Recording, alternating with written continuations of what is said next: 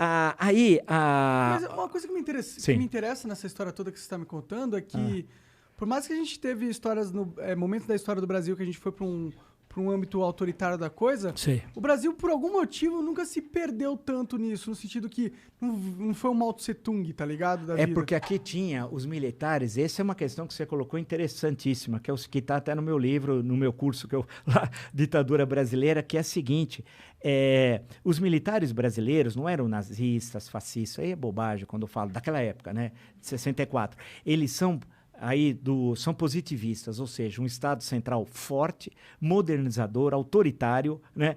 E vem Mas eles são patriotas. Sim, naquele eles momento, pelo sim. Bem do que eles não tem nada a ver com o Bolsonaro. O Bolsonaro é traidor da pátria, né? Ele é traidor. Okay. Ele se ajoelha pro imperialismo americano. Você imagina? Ele se ajoelha pra quem salvar os filhos dele. Ele não faz uma coisa. Aí, os militares, você tem um programa naquele momento de nacionalismo, de industrialização rápida, de inserção no Brasil no mundo, do Brasil ser uma potência no hemisfério sul, potência militar no hemisfério sul, vem até a história da bomba atômica, né?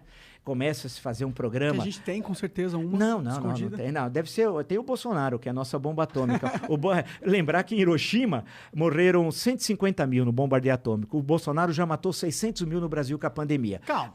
Só para ver, ele é 4 vezes... mil, vai. Não, mas já estamos chegando a 600 mil. Não, eu sei, mas dá para pôr tudo na conta do Bolsonaro. Não, você poderia, diz os especialistas, que de cada 5, se você tivesse tomado as medidas adequadas, você salvaria 4 tal, né? Você teria condições pelas estatísticas... Eu entendo, mas é que tem que tomar cuidado, porque, tipo, a pandemia é um fenômeno natural, que tem de ser tratado cientificamente. Que, tipo, ser humano não é também a causa de tudo da parada. Eu acho que é importante dar esse fato para não parecer que a gente tá batendo no Bolsonaro só por bater, tá ligado? Não, eu tô batendo porque ele é incapaz, é incompetente, é reacionário, é traidor da pátria, é chefe de quadrilha, só isso, é uma forma para homenageá-lo. E ele é tudo isso. Porque mas foi 600 mil pessoas que morreram por causa dele. Mas se você for pegar ação concreta, né, quando você... Ele continua conspirando contra a vacina. Nessa matéria de hoje, ele tá conspirando contra a vacina. Bom, quer dizer, é inacreditável. No discurso internacional que ele fez na ONU, ele falou a favor da vacina. Não, mas também falou do Tratikov. O Tratikov é um dos maiores crimes cometidos no Brasil. Que é isso? O Tratikov é o tratamento precoce. O tratamento precoce. E eles inventaram em Manaus... Mas isso está sendo discutido bastante nos Estados Unidos também. Não, mas isso é de pessoal da extrema... Tem de lembrar que os Estados Unidos é chamar Terra da Liberdade peronomútil, né? Então, se você vê lá que tem a Ku Klux Klan, a supremacia branca, que, por sinal, o Bolsonaro trouxe para o Brasil o número 88 daquele clube de tiro... Vejam hoje, tá lá no UOL, aquele 80, eu já sabia que já tinha me contado essa história, eu só não falei, mas saiu agora no UOL, tudo bem, eu vou dizer. 88 é a supremacia branca, é 2 vezes a letra H, de Heil Hitler. Entendi. É isso. É o número 8. Ou seja, eles trouxeram isso para o Brasil e está o Eduardo Bolsonaro com isso. E é supremacia. Então, pensar que Estados Unidos é aquela lembrança, dos pais fundadores ali, eu estou me referindo ao processo da independência, a democracia, depois... Você tem que lembrar que a emenda 13 da Constituição americana não aboliu a escravidão, hein? Leia, inclusive, a luta até hoje da Angela Davis, leia a continuidade da 13ª emenda. Então, é um negócio complicado, mas que é uma referência em debates políticos para nós, claro que tem coisas fantásticas lá, em termos da cultura, grandes escritores, filmes, não mas é necessário tomar cuidado das coisas que vêm. Eles não são também o arauto da moralidade mundial. Da moralidade também, tem casos lá de terrível corrupção e tal, mas tem coisas extremamente legais, bacanas e tal. Agora, e que nós somos aqui tributários, né? Basta ver a influência dos anos 60 lá aqui no Brasil. Esse por aí vai. mesmo aqui é totalmente baseado na cultura americana. Não, e você pega, outro dia eu estava falando até estava no Jornal da Cultura, só um parênteses, aí tinha um senhor lá, e eu me lembrei de um filme chamado Easy Rider, que aqui chamou Sem Destino, né? Que é um clássico, né? Com o Peter Fonda, o Dennis Hopper e o Jack Nicholson, que provavelmente é o primeiro filme que rouba a cena. E aí você vê o que é os Estados Unidos, porque eles estão fazendo, porque os Estados Unidos foi do leste para o oeste, né? Veio do Atlântico para o Pacífico, processo de ocupação territorial. E no filme é o contrário, eles querem passar o carnaval em New Orleans, então eles estão vindo da Califórnia, porque a Califórnia é um outro mundo nos Estados Unidos. E aí eles vão chegando no meio oeste, onde estão os caipiras, e aí, vê uns caras cabeludos, tudo, de moto. É uma tragédia, porque eles acabam nem chegando e vendo o carnaval em New Orleans e tal. Então é isso. Isso às vezes trabalha no cinema norte-americano. Tem o Mississippi em Chamas, por exemplo. Eu podia citar uns 500 mil filmes. E tem filmes lá no Nascimento do Cinema, Nascimento de uma Nação, que é um clássico do Griffith. É um filme racista, terrivelmente. E por aí vai. Então, a grande questão que eu estou dizendo é que o Bolsonaro, eles trouxeram essa questão norte-americana para cá. E nós não tínhamos isso. Essa questão das armas. Uma das últimas reportagens da Folha de São Paulo, dia desse aí que passou, aumentou o número de pessoas com armas no Brasil 3 vezes. Desde 2019, quando ele assumiu a presidência. Mas você acha isso ruim? Acho, claro que sim. Isso aí é Estados Unidos, que tem aqueles malucos que entram na escola, fuzilam, matam não sei quem. Mas isso pra não que é o cara vai ter sintoma pequeno de uma parada? Eu não sei se concordo com você nesse sentido. Você imagina 6 armas, você ter 6 armas. Aqui ele fez um decreto. Não é uma arma. Você imagina o seguinte, por que o cara precisa de 6 armas? Primeiro, com que dinheiro? O cara hoje não tem dinheiro para comprar arroz, feijão e carne. Quem é que vai comprar 6 armas? Né? Isso vai tudo pro crime organizado, no fundo. Né? Quem vai armar? Mais ou menos. Não, vai tudo. Vai tudo pro crime organizado. Quem vai ficar com essas armas? É que o crime organizado não tem problema de conseguir arma, tá ligado? Sim, ele pode conseguir, nossas fronteiras Ele são despoliciadas. Afinal, tá ligado? Mas ele não pode até.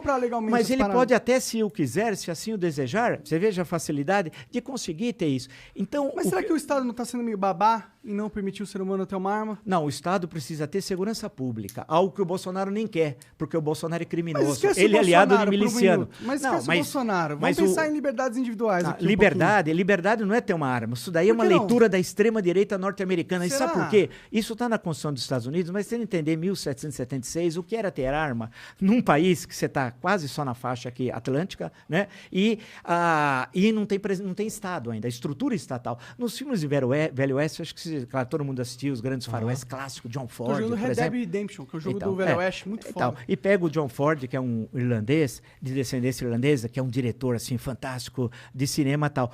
Você sempre vê o quê? Chega a família, chega o missionário, vai ocupando aquelas áreas, vem a carroça, sempre assim. Só que não tem lei. É uma tremenda zona. Quem é a lei? É o xerife. Quem é o xerife? É o Estado. Né? Aí que chega e começa, e aí vai envolver até a questão de andar com armas, etc. Porque chegou o xerife. E aí depois vem a prisão, vem isso, vem aquilo, etc. Tal, e por aí vai. Então, e por isso que na Constituição norte-americana fala, naquele momento, nós somos no final do século XVIII, da questão das armas. No caso brasileiro, e você compara com a Europa. A nossa referência não é os Estados Unidos. A nossa referência histórica é a Europa, especialmente a Europa Ocidental. Nós somos tributários da França, da Revolução Francesa. A nossa visão do mundo vem da Grécia, graças a Deus, não vem de Miami, ou de Orlando, Orlando pior ainda. Ali vem a nossa visão. A Europa é social-democrata. Vai ficar doente nos Estados Unidos. Não tem SUS, você morre. Tem gente que agora com a Covid vai ficar pagando a vida inteira o tratamento de saúde. Qual é o maior SUS do mundo? Nós temos o maior serviço público do mundo. E o criminoso do Bolsonaro cortou 22% do orçamento de saúde para o próximo ano. Isso quando nós temos 600 mil mortes e tem os sequelados, hein? Que são milhões. Tem gente que vai ficar a vida inteira, não pode retornar ao trabalho como antigamente por sequelas que traz. Outros problemas emocionais, outros problemas físicos gravíssimos. O Brasil tem de pensar nesses, além da terrível 600 mil famílias destruídas. Quantos órfãos tem no Brasil? Nós não sabemos ainda. Pode ser 20, 30, 50 mil. Quantos aposentados, senhores de idade, sustentavam a família, sustentavam o filho e o neto? Na Bahia, o senador Otto Alencar, outro dia até deu um exemplo, são milhares. Porque eu conheço sempre, porque eu estudei também o semiárido nordestino, né? Pô, tem cidades, sabe? A fonte de renda da cidade era a aposentadoria, que na verdade foi criado pelo Fundo Rural, que vem do governo Médici, vem lá atrás.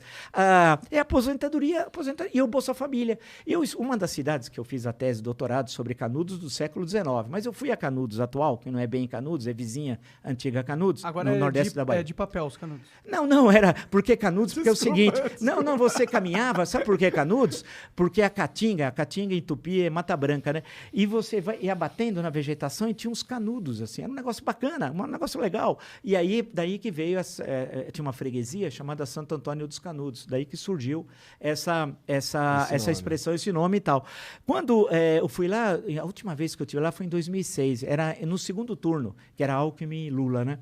E foi interessante, que eu escrevi até um artigo para a Folha na época, que eu fiquei vendo como é que funcionava agora a comunidade. E peguei os dados, fui comparando. A cidade tinha 2 fontes de renda, aposentadoria rural e Bolsa Família. A economia local, o PIB local, era quase que desprezível, não tinha nada. Por quê? Porque você está nos semiáridos. Para você desenvolver atividade agrícola é muito difícil. Você cava 30 centímetros, você bate no cristalino, na rocha pura. Então você tinha um pouco de pecuária ali, né? Que era o bode, que eles gostam muito lá na Bahia, tal do bode. A presença do Estado, onde está? O DENOX, o Departamento Nacional de Obras Contracistas, foi na prática destruído, né? Não tem mais nada. O Banco do Nordeste só financia os grandes. Deixa sempre os pequenos tomarem na cabeça. A Sudene, está lá, o DENOX, a sede é Fortaleza. Banco Nordeste, sede Fortaleza. Sudene em Recife. Só que eu estou lá no nordeste da Bahia e não tinha nada. As pessoas sofrendo lá. E em Canudos, naquela época, isso em 2006, a pessoa recebia, acho que R$5 para capinar um terreno, cara, por dia. Você olhava e falava, putz, e aquele sol dos diabos, né? Porque eu fui muitas vezes lá, eu nunca vi chover, porque o índice pluviométrico é baixíssimo e tal. Então, quando aí você analisa, passa por isso, você vê que a sociedade brasileira é muito pobre. Nós somos o segundo país mais desigual do mundo. Sério? A pandemia criou milionários no Brasil, mas como é possível? Aumentou, acho que 13 multimilionários na pandemia. Pô, mas todo mundo piorou na pandemia, caramba. Mas faz sentido, na verdade. Eu não sei como, eu gostaria até de saber. Até numa crise existe oportunidade. Sim, os laboratórios ganharam para a fortuna por causa do Bolsonaro, né? Vocês imaginam do cara mostrando aqui para a EMA tá vindo aqui, né? Ele mostra para a EMA, né? Você acha que aquela propaganda de laboratório, aquilo lá foi tudo de graça? Sim. Aqueles laboratórios ganharam fortunas. Mas não só isso o argumento, né? Por exemplo, as empresas que também fabricam máscara tiveram um boom. Sim, mas os podcasts tiveram um boom, entendeu? Mas aí é competência de vocês, é outra história. Aí vocês não estão vendendo, usando a pandemia como instrumento para lucrar. Isso não tem mas acabou sendo, entendeu? Mesmo que a gente não use. Tá. Mas a coisa toda, se você for analisar, é que a nossa situação piorou muito. Mas piorou muito com o processo da pandemia. Aumentou as desigualdades sociais. Mas faz sentido também numa pandemia isso acontecer. Mas se tivesse o governo, seria diferente. A grande questão, que o Paulo Guedes é um tremendo falastrão, eu sempre digo. Isso eu concordo. Nunca escreveu um livro, não conhece o Brasil. Se nós tivéssemos tomado naquela conjuntura as medidas econômicas necessárias, que era proteger o micro e pequeno empreendedor. Estavam falando do BNDES ontem, no senhor lá da Ravan, que tem 57 empréstimos, dos quais 50 na época do PT. Mas o pequeno negociante, o pequeno produtor, não tinha jeito. Esse passou foco. O pequeno, o micro, o médio. Então, a questão toda, se você for desenhar todo esse cenário, você não tinha uma política econômica de defesa dos mais frágeis. Por outro lado, a discussão da Bolsa, depois do auxílio emergencial, o valor foi a Câmara dos Deputados que estabeleceu os R$600. Não foi ele, que era 300. E aquilo permitiu a economia circular no momento fundamental para o país, a economia circulou. Porque senão, a tragédia seria, não foi menos 4,1, né, o ano passado, do PIB negativo, seria muito maior e as pessoas também passariam situações muito mais difíceis. Então, a grande questão é que você precisa, e aí é o nosso desafio, vem a tua questão inicial lá, é como você ter um governante que tenha sensibilidade social, competência para estabelecer alianças políticas, né, que isso é indispensável, defesa da democracia, inserção outra vez do Brasil no mundo, porque a economia global, não pensa que se nós não olharmos para o resto do mundo, nós vamos ficar absolutamente isolados. Buscar parceiros, estimular a juventude, não deixar que ele... Eu entendo, as pessoas falam para mim, olha, eu vou mudar do Brasil. Eu falo, não, mude o Brasil, não do Brasil. Né? Não é possível a gente mudar. Temos que batalhar. Eu já falo, sai daqui quando você pode, mano. Não, tem de mudar, nós temos de mudar. Então nós temos de construir. Você não vai mudar. Só sai daqui, se você pode, sai daqui. Mas nós temos condições, porque as condições estão colocadas. Por exemplo, se você olhar os próprios setor primário, a agricultura, a pecuária, que é muito eficiente, nós temos um setor de serviços que pode se desenvolver bastante e muito.